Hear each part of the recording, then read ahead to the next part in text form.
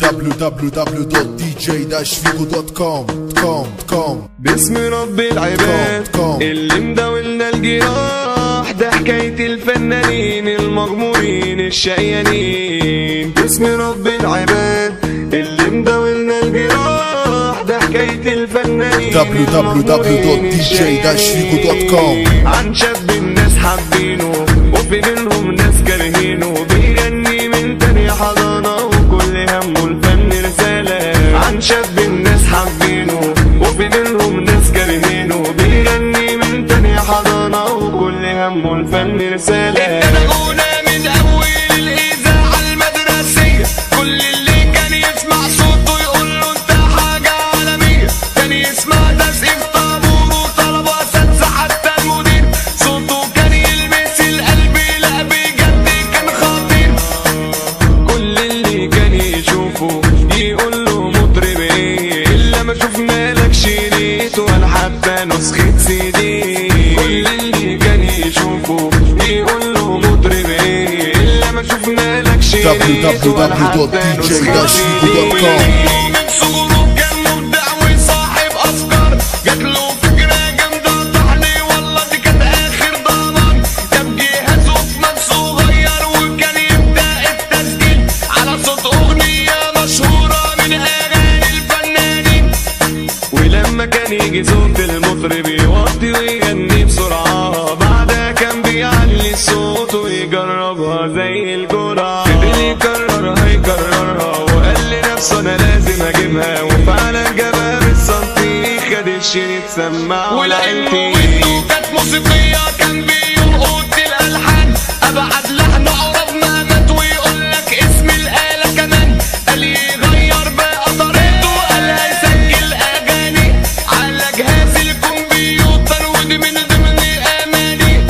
ولأن لونه كان رومانسي كان بيحب يغني فن، عمل فيسبوك www.dj-figo.com. كان بيغني باحترام، عاوز يوصل للأمام، من كتر ما بيحب الغنى مرضاش يدخل ثانوي عام. قال أنا هدخل دبلوم والناس عليه بتلوم، 3 سنين تعليم يا ناس على برامج الجهاز. قاسيت بيرو وفروتي لمسوا فلتر أوتوتيون، كان صوته من غير فلاتر فعلا جامد وحنون.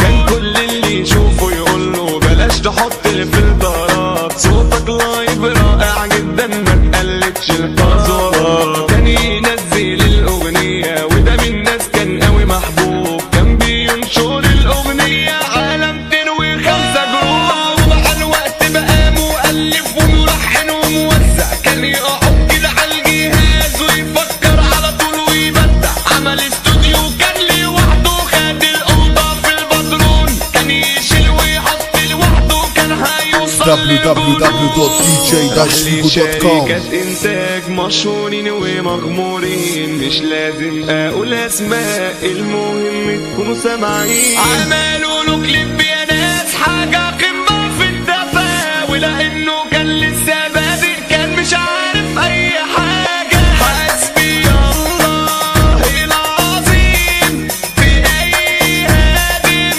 موهوبين، واللي حاولوا تعبوا كتير، لكم رب قادر كبير. www.dj-figo.com.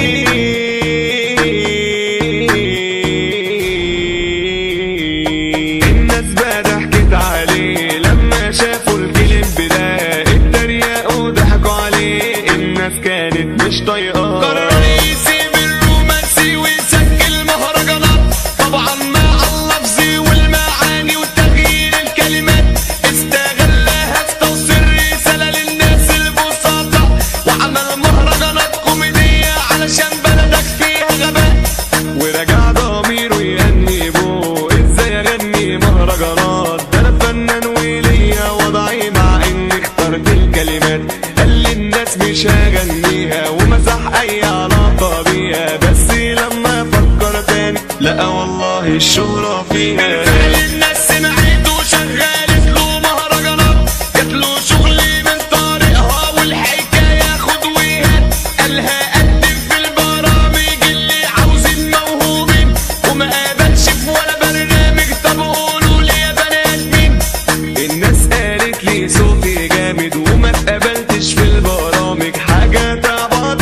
www.dj-figo.com. عرض عليه شغل وافراح، نايت كلاب وكباريهات، قال لا عمري ما هدخلها انا مش عاوز سيئات. دفع دم قلبه في الكليب بيتعمل ده وما جابلوش اي ايرادات، خد تريقه من ده وده، فنان شامل مش عارف ياخد اي ناس فرصه ليه، قال الحمد لله يا رب انت شايل لي الاحسن لي.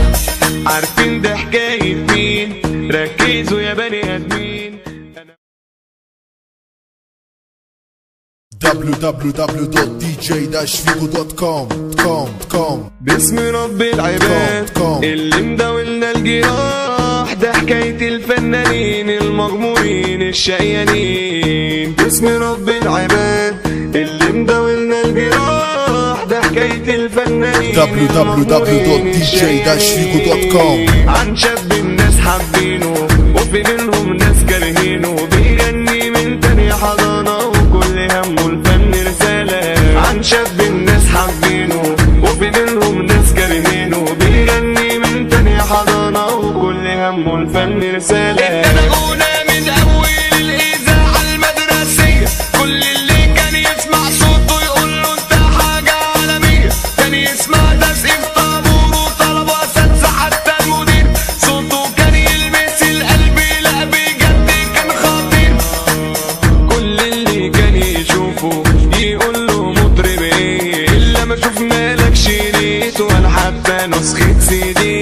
كل اللي كان يشوفه يقول له مطرب ايه، إلا ما شفنا لك شريط ولا حتى نسخة CD. من صغره كان مبدع وصاحب أفكار، جاتله فكرة جامدة طحني والله دي كانت آخر ضمان، جاب جهازه في مال صغير وكان يبدأ التسجيل على صوت أغنية مشهورة من أغاني الفنانين.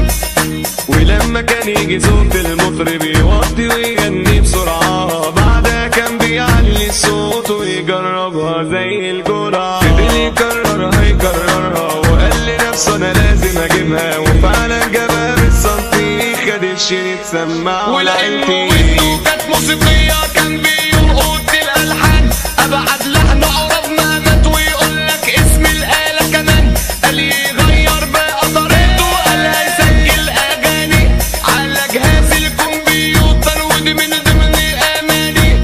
ولأن لونه كان رومانسي كان بيحب يغني فن، عمل فيسبوك www.dj-figo.com. كان بيغني باحترام، عاوز يوصل للأمام، من كتر ما بيحب الغنى مرضاش يدخل ثانوي عام، قال أنا هدخل دبلوم والناس عليه بتلوم، 3 سنين تعليم يا ناس على برامج الجهاز، قاسيت بيروح فروتي لمسه فلتر أوتوتيون، كان صوته من غير فلاتر فعلا جامد وحنون. كان كل اللي يشوفه يقول له بلاش تحط الفلترات، صوتك لايف رائع جدا ما تقلدش البازارات. كان ينزل الأغنية وده من الناس كان قوي محبوب، كان بينشر الأغنية على 205 جروب، ومع الوقت بقى مؤلف وملحن وموزع، كان يقعد كده على الجهاز ويفكر على طول ويبدع، عمل استوديو كان لوحده، خد الأوضة في البدرون، كان يشيل ويحط لوحده، كان هيوصل www.dj-figo.com. شركات إنتاج مشهورين ومغمورين، مش لازم أقول أسماء، المهم تكونوا سامعين. عملوا له كليب يا ناس حاجة قمة في التفاهة، ولأنه كان لسه بادئ كان مش عارف أي حاجة، حسبي الله العظيم في أي هادم موهوبين، واللي حاولوا تعبوا كتير، لكم رب قادر كبير. www.dj-figo.com.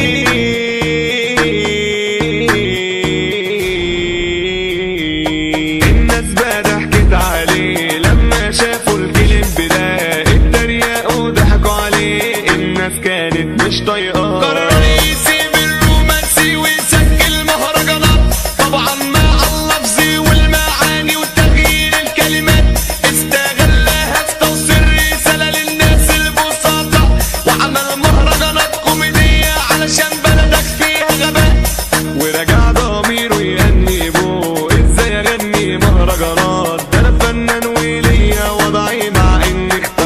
كلمات قال لي الناس مش هغنيها ومسح اي علاقة بيها، بس لما فكر تاني لقى والله الشهرة فيها. بالفعل الناس سمعته شغالت له مهرجانات، جاتله شغل من طريقها والحكاية خد وهات، قالها قدم في البرامج اللي عاوزين موهوبين وما قابلش في ولا برنامج. طب قولوا لي يا بنات مين؟ الناس قالت لي صوتي جامد وما اتقبلتش في البرامج، حاجة تعبطل عليه www.dj-figo.com. عرض عليه شغل وافراح نايت كلاب وكباريهات، قال لا عمري ما هدخلها انا مش عاوز سيئات. دفع دم قلبه في الكليب اللي اتعمل ده وما جابلوش اي ايرادات، خد تريقة من ده وده، فنان شامل مش عارف ياخد اي ناس فرصة ليه، قال الحمد لله يا رب انت شايل لي الاحسن ليه. عارفين ده حكاية مين؟ ركزوا يا بني